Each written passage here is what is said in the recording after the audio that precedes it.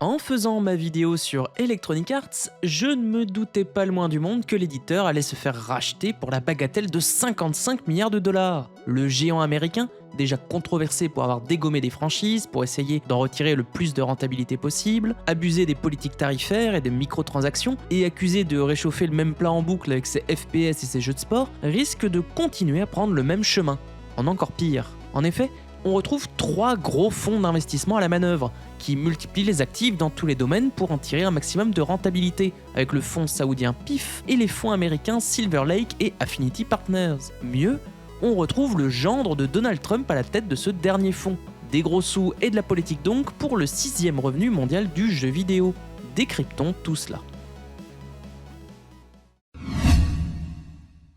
L'Arabie Saoudite, qui vit des rentes pétrolières depuis plusieurs décennies, cherche à se développer économiquement et industriellement en préparant l'après-pétrole. Pour ce faire, Riyad a à sa disposition un des plus grands fonds d'investissement du monde, son PIF, valorisé à plus de 925 milliards de dollars en 2025, avec des parts dans des sociétés de finance, de haute technologie, d'infrastructures, en Arabie Saoudite, mais aussi dans la région et jusqu'en Amérique. De même, en tant que puissance majeure de la région, l'Arabie Saoudite veut aussi être un pôle culturel, ce qui explique des parts chez Walt Disney par exemple, mais aussi un investissement de plus en plus marqué dans le domaine du jeu vidéo. Le PIF manage ainsi la société saoudienne Savi Games Group, qui manage les investissements dans le domaine, avec des parts chez les Sud-Coréens de Nexon, les Japonais de Capcom et Nintendo, les Américains de Take-Two Interactive et Activision Blizzard, ou encore les Suédois d'Embracer Group. Ils ont même un des plus puissants développeurs de jeux mobiles, avec l'américain Scopely, incluant Pokémon Go et Monopoly Go, et développent une industrie de l'e-sport et du jeu vidéo local.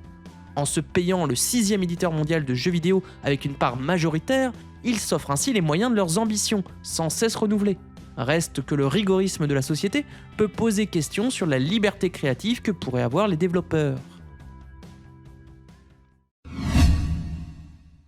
Les 2 autres fonds sont classiquement américains. Il n'y a pas grand chose à dire sur le portfolio de Silver Lake, comptant 110 milliards de dollars répartis essentiellement dans des sociétés technologiques, mais peut-être un peu plus sur Affinity Partners. Le fonds a ainsi été fondé très récemment, en 2021, par rien de moins que le gendre de Donald Trump ayant activement participé à sa première campagne, en étant un de ses plus proches conseillers, Jared Kushner.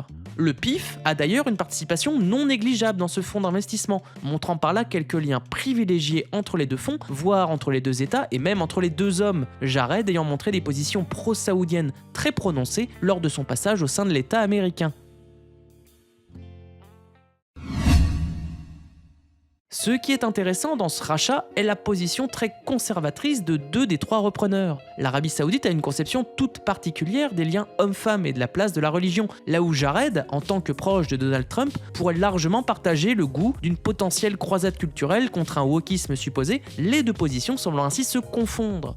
Vu qu'EA manage essentiellement des jeux de sport et des FPS, cela ne serait pas incohérent, mais quid alors des franchises un peu plus libres? On pense par exemple aux Sims, qui permettent depuis bien longtemps de faire avec nos choix ce qu'on souhaite, comme avoir en personnage des femmes, avoir des relations sentimentales avec les 2 sexes et être assez libre de ses occupations.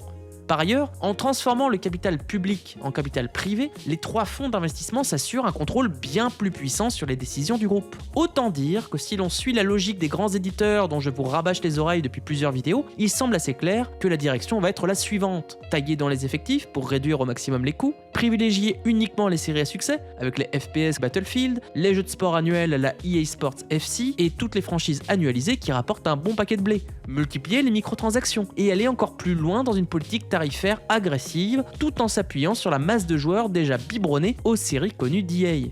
Je ne suis pas devin, mais je me pose aussi la question des futurs messages portés par les jeux d'EA. Y aura-t-il des campagnes solo de Call of Duty où les Européens seront montrés comme des démocrates woke? Des messages seront-ils passés dans les pubs choisies?